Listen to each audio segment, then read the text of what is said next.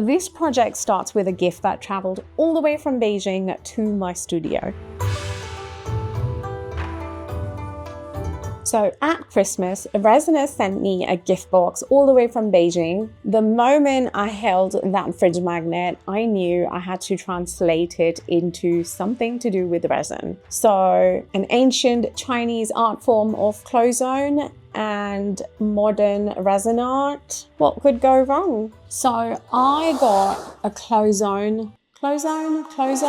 Don't know how you even say it, guys. I'm gonna need all the luck in the world for this one. Okay, so I got a kit from Etsy. Here's the kit. It's not sponsored. I bought this with my own money, but I will link it for you guys. And it should have everything I need to create this art form, excluding the resin, because we have that on our own. So here's the wire, which I believe is crucially important. While I unpack this, let me tell you what this art form is really all about. So Cloisonne is an ancient art form that started over 1,000 years ago in China. An artist would basically bend this tiny metal wire into patterns, stick it down, and then fill in each section with colored mineral enamel. Think of it as like basically the OG version of coloring in, but make it fancy, make it royal. Basically, it's used for like things like vases, jewelry, and royal decor. So of course, I had to try it with resin.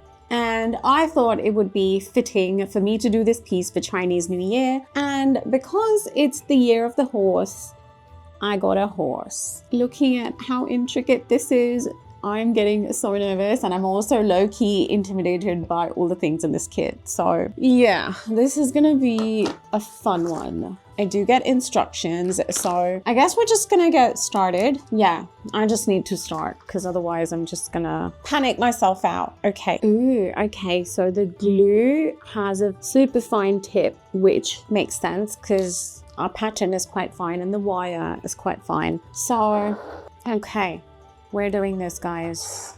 Why am I so terrified? Okay, no, we're doing this. I've applied a tiny amount of glue. Okay, I don't know how to straighten this wire. Okay, yeah, that worked.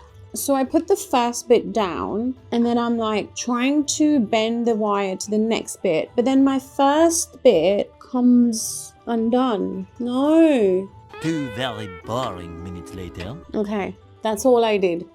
That's literally all I did, and that was terrifying. I was hoping to do more of that because I had glue in the next bit, but as I kept like going ahead and bending it, the first bit kept getting undone. So I don't know, guys, it's gonna be a hard one, this. Why do I do this to myself? Very quickly into the process, I realized I'm going to struggle with this because personally, I'm great with like big, bold, chaotic things. But when it comes to tiny details, it's not my strength. And this art form is basically all about the details, like an offensive amount of them. So yeah, I think it's safe to say that I'm going to struggle. And if you enjoy watching me struggle, this is the video for you.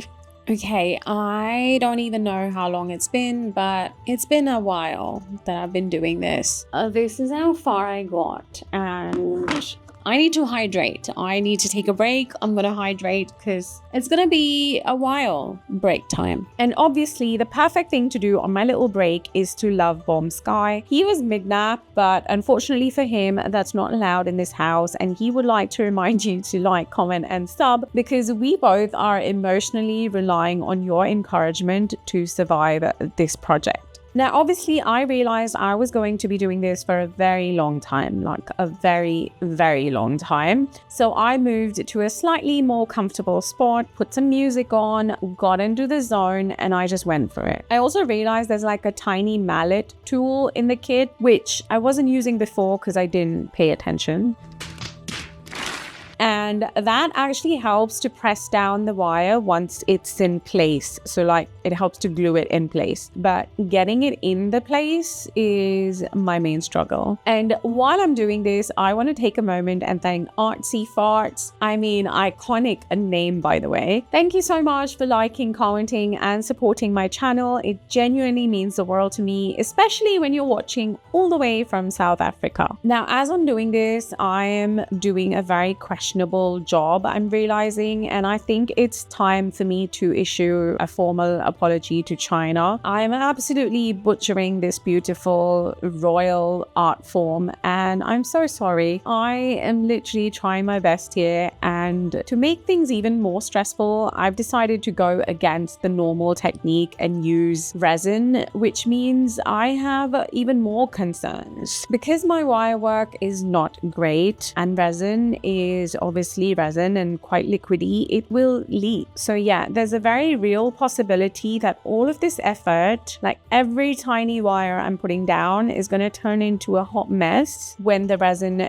goes and ends up in places it shouldn't. So no pressure. Speaking of resin, it's the perfect timing for me to say a huge thank you to Resiners for sponsoring today's video. Obviously, their little gift box inspired this whole video, and they've got a Valentine's sale on right now. So if your cart is already half full, you're welcome. I'm going to leave you guys with the links in the description, so go treat yourself. And that's a wrap. I mean, it's literally been my whole day. It's night outside, so we're going to leave this to fully dry, I suppose, and then I can't work anymore on this, so we come back tomorrow. The next day. It's the next day and I'm finally ready for part 2 of this project, which is our resin. And as I mentioned earlier, I have concerns and I'm low-key terrified. I'm mixing the mineral that came in the kit into UV resin. I think UV resin is probably my best bet because I can obviously flash cure it, which means there's less chance of it sneaking into places it shouldn't. I'm using my Resiners G3 machine, which would hopefully make my life a whole lot easier as I'm curing this. So in it goes, fingers crossed, please work. And the resin gods are being kind. It is actually working like really, really well. The resin is curing super quickly and it's not bleeding into places it shouldn't, which honestly feels like a small miracle right now. And the other thing I was worried about was the minerals themselves, like the enamel mineral, because these are more like sandy enamel pigments and not our usual like micas, paste, inks. So I had no idea how they would behave in resin, but somehow this is working so well. Like even the black is staying black on the white background, which I didn't expect. Now you can see a few bubbles on the surface because obviously I'm aggressively mixing this into the resin, but obviously just torching it before curing it sorts all of those out. So this is working. I am feeling confident. I still have no idea how I'm going to get the resin into the tiniest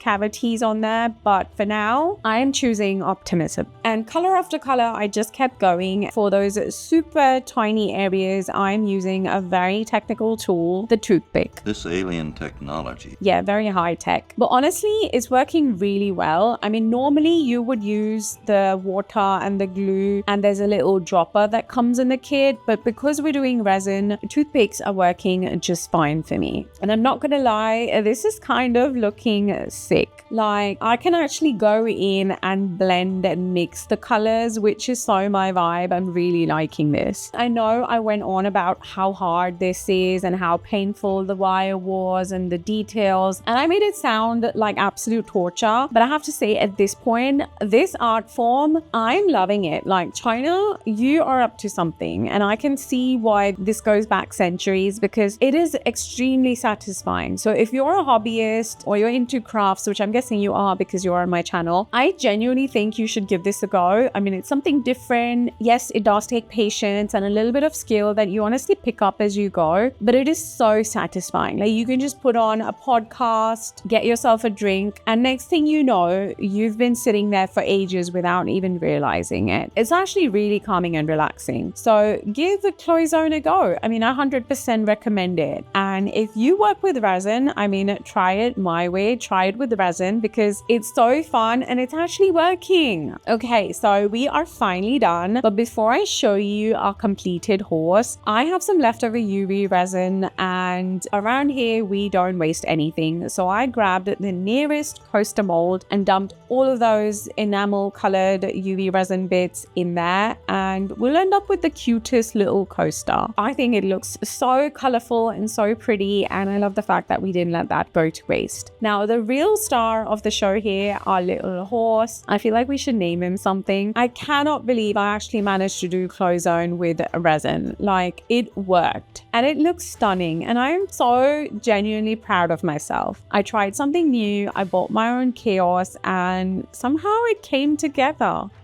What started with a tiny fridge magnet from Beijing being the inspiration ended up being a little piece of tradition, time, and my own little chaos. I hope you've enjoyed today's video. This is my version of Cloisonne art for the Year of the Horse. I think it was meant to be made. I'll see you in the next one. If you've enjoyed this video, YouTube thinks you will like these two, so go check them out.